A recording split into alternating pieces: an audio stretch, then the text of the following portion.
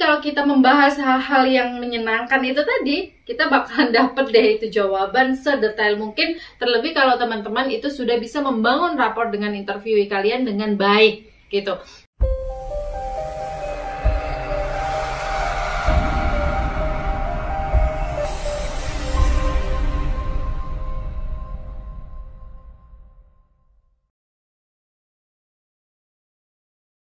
Bismillahirrahmanirrahim. Assalamualaikum warahmatullahi wabarakatuh. Alhamdulillah bertemu lagi dengan saya Destina Religia Mujahidah di channel Emak Bangsa.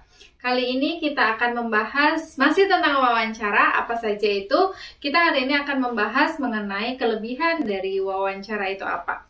Oke, kemarin kita sudah membahas bagaimana menjadi seorang pewawancara yang baik, apa itu yang harus dihindari oleh seorang peneliti atau oleh seorang interviewer dalam proses wawancara, apa saja yang bisa menjadi daya tarik kita sebagai seorang interviewer, bagaimana cara untuk membuat kita itu bisa lekat dan membangun raport yang baik dengan interviewee kita. Kali ini kita akan membahas mengenai kelebihan dari interview atau wawancara itu sendiri. Oke, pertama kita akan masuk membahas mengenai kelebihan dari wawancara itu apa saja. Yang pertama, kita akan memperoleh respon yang tinggi dari informan atau interviewee kita ketika wawancara gitu ya. Jadi maksudnya respon yang tinggi itu seperti apa? Respon yang tinggi di sini maksudnya adalah jika kita membandingkan atau comparing proses pengumpulan data wawancara itu dibandingkan dengan proses pengumpulan data yang lain seperti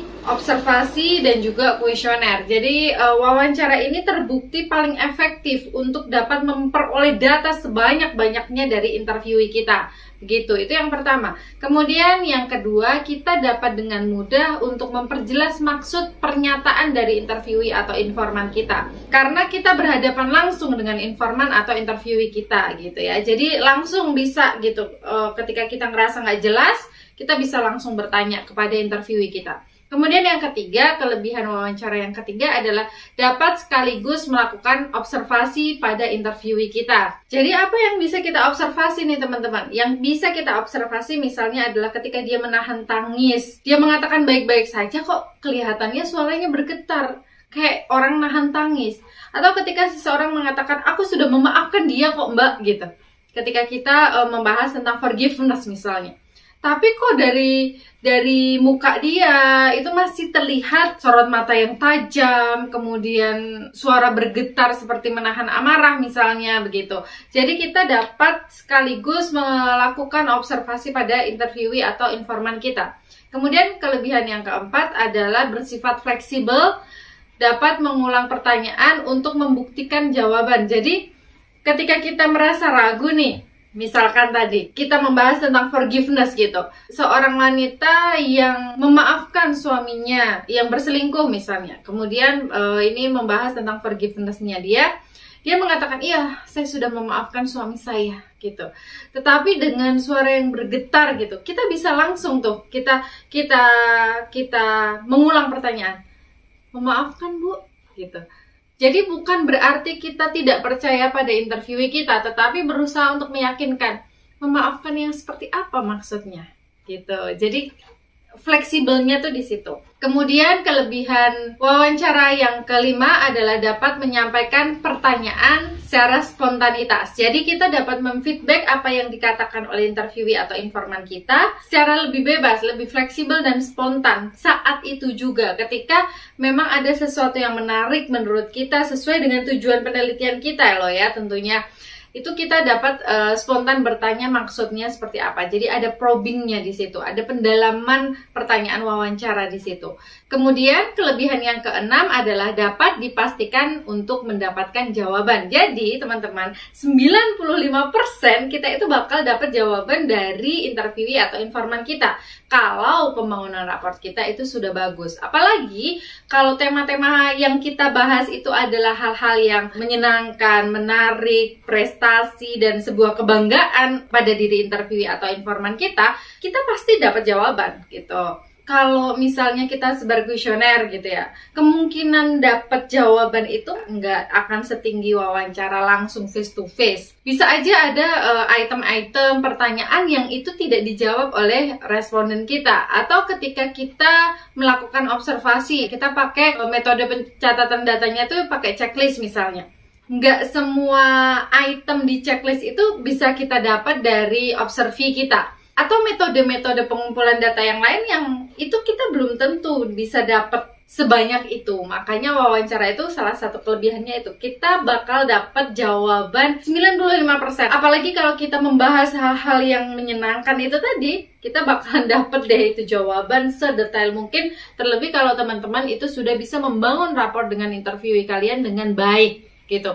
Jadi saya pernah melakukan wawancara gitu ya teman-teman ya. 1 kali pertanyaan singkat saja gitu. Kalau pembangunan raportnya itu sudah bagus, jawabannya tuh bakalan banyak gitu teman-teman. Bakalan banyak, dia bakal panjang lebar. Dan teman-teman, salah satu indikator gitu ya, pembangunan raport kalian itu sudah bagus adalah ketika kami, para penguji atau pembimbing skripsi kalian itu melihat verbatim kalian. Kalau pertanyaan kalian dikit, tapi jawaban mereka bisa banyak, oh berarti pembangunan raport kalian sudah bagus. Berarti interviewee kalian itu sudah nyaman untuk bercerita ke kalian. Tetapi kalau jawabannya kok ternyata singkat-singkat dan ada indikasi dia nggak mau menjawab pertanyaan kita, berarti perlu dipertanyakan kamu itu bisa membangun rapor dengan dia atau tidak gitu ya teman-teman ya. Jadi dalam tanda kutip kita harus hati-hati nih dalam proses pengambilan data. Pembimbing, penguji itu juga akan menilai, melihat verbatim kita nantinya, ini anak beneran bisa ngambil data apa enggak. Salah satu ciri ngambil data bagus atau enggak adalah dari pembangunan rapor dan juga dari jawaban interviewee-nya atau informan penelitiannya. Begitu. Kemudian kelebihan yang ketujuh dari wawancara adalah dapat menyampaikan berbagai bentuk pertanyaan. Mau pertanyaan terbuka, pertanyaan tertutup, itu bisa, bebas. Tapi perlu diingat teman-teman ya, kalau kalian itu mengajukan pertanyaan tertutup, pertanyaan tertutupnya itu nggak boleh menyudutkan. Pertanyaan tertutupnya itu tidak boleh mengarahkan ke satu jawaban. Nanti kita akan membahas mengenai halo effect, kemudian judgment yang memang itu sering dilakukan oleh interviewer. Kesalahan-kesalahan yang sering dilakukan oleh interviewer. Kemudian yang selanjutnya, kelebihan wawancara yang selanjutnya adalah mempermudah informan dalam memahami pertanyaan yang kompleks. Jadi teman-teman ya, seringkali ketika dulu saya sering mengisi kuesioner, waktu S1 itu saya sering banget dapat kuesioner dari kakak tingkat saya tuh nggak tahu ini maksud pertanyaan apa sih dia itu. Ini pernyataannya itu kok ambigu ya? Kok aku nggak paham ini maksudnya apa? Tetapi kalau dalam proses wawancara, kita bertanya kepada interviewee, dan ketika interviewee itu nggak paham maksud kita gitu, dia bisa dengan mudah untuk bertanya maksudnya seperti apa mbak gitu. Jadi seolah-olah mereka itu emang bener bisa lebih enjoy dengan kita karena bisa menatap kita langsung dan bertanya ketika dia nggak tahu apa yang kita maksud. Apalagi kalau pertanyaan-pertanyaannya itu adalah pertanyaan-pertanyaan kompleks yang memang butuh dipahami secara lebih dalam oleh interviewee kita.